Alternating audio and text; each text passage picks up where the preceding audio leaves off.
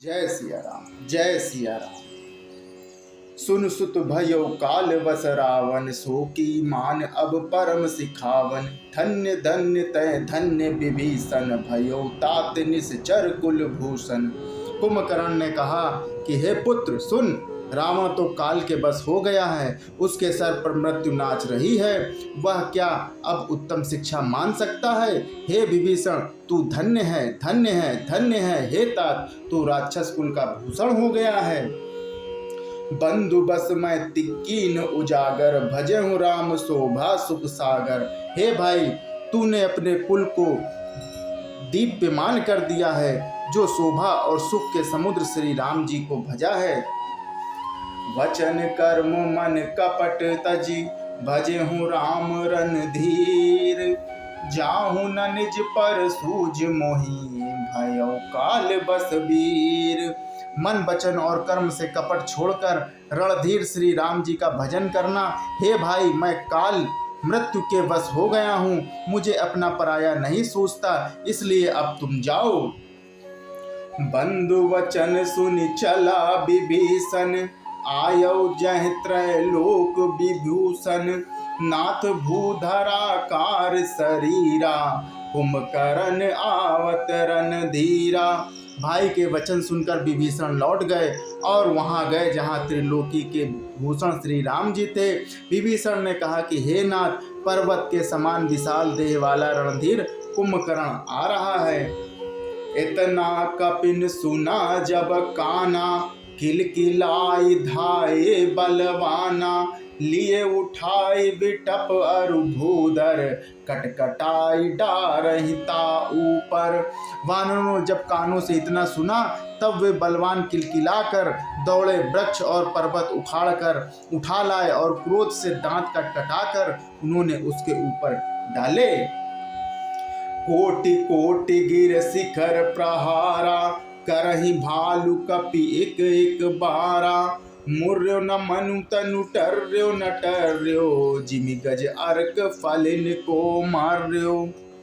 रीझ वानर एक एक बार में ही करोड़ों पहाड़ों के शिखरों से उस पर प्रहार करते हैं, परंतु इससे ना तो उसका मन ही विचलित हुआ और ना शरीर ही टाले टला।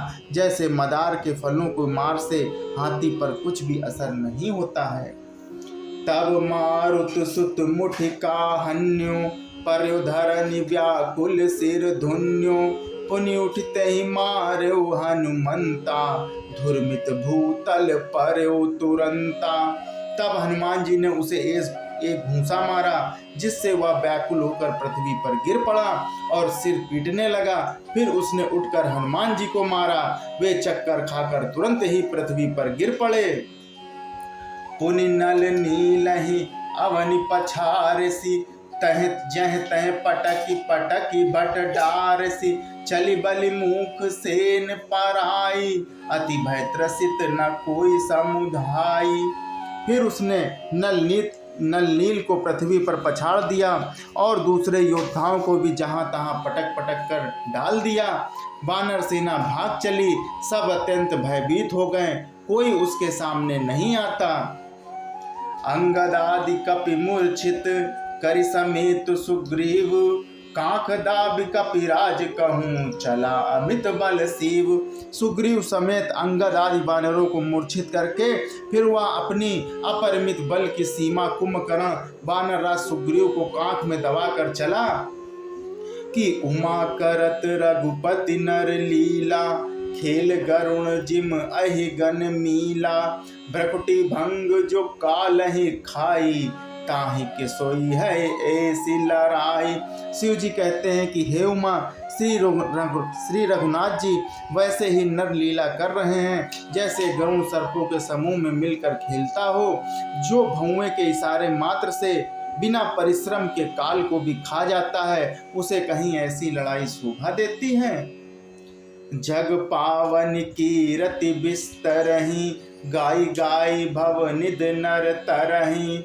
मूर्छा गई मारुत सुत जागा, सुग्रीव तब खोजन लागा। भगवान इसके द्वारा जगत को पवित्र करने वाली वह कीर्ति फैलाएंगे, जिसे गा गा कर मनुष्य भव सागर से तर जाएंगे। मूर्छा जाती रही। तब मारुति हनुमान जी जागे और फिर से सुग्रीव को खोजने लगे। सुग्रीवहु कै मूर्छा बीती, निबकु गयो तहि मृतक प्रीति। काट सिदसन नासिका काना, गरजसी आकाश चल्यों तहि जाना। सुग्रीव की भी मूर्छा दूर हुई। तब वे मुर्दे से होकर खिसक गए, कांख से नीचे गिर पड़े। कुंभकर्ण ने उनको मृतक जाना। उन्होंने कुंभकर्ण के नाक कान दांतों से काट लिए और फिर गरज कर आकाश की ओर चले। तब कुंभकर्ण जाना, गयो चरण गहि भूमि पछारा, अति लाघव उठि पुनित ही मारा। पुनियायो प्रभु पहि बलवाना, जयति जयति जय कृपा निधाना। उसने सुग्रीव का पैर पकड़कर उनको पृथ्वी पर पछाड़ दिया। फिर सुग्रीव बड़ी फुर्ती से उठकर उसको मारा और तब बलवान सुग्रीव प्रभु के पास आए और बोले कि कृपा निधान प्रभु की जय हो, जय हो, जय हो, जय श्री राम।